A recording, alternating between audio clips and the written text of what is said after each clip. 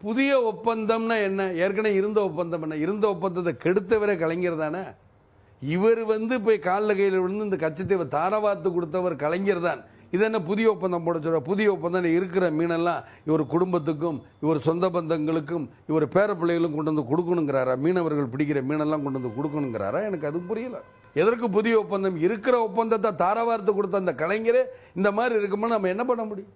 இவரெல்லாம் ஒரு முதலமைச்சர், இந்த நாட்டோட சாபக்கேடு தான் இந்த முதலமைச்சர். இப்ப இலங்கை தமிழ்நாட்டு மீனவர்கள் இலங்கை படையால் சுட்டுக் கொல்லப்படுதுன்னு சொல்லுவோம். நான் என்ன கேட்கிறேன், இந்திய அரசாங்கம் எல்லையோர காவல் படைன்னு வச்சிருக்கு, இராணுவத்தையும் வச்சிருக்காங்க, போலீஸையும் வச்சிருக்காங்க. நான் இவங்க 2 பேரும் என்ன சம்பளம் வாங்கிட்டு பேட்டா வாங்கிட்டு டிஎஸ் சாப்பிட்டு இருக்கணும் ஏமாற்றி விட்டு அப்படியே சும்மா ஒரு போட்டில் சுற்றிக்கிட்டு டீசல் பெட்ரோலுக்கு பிடிச்ச கடை சம்பளம் வாங்கிட்டு போய் நில்லுங்கன்னு சொல்லு.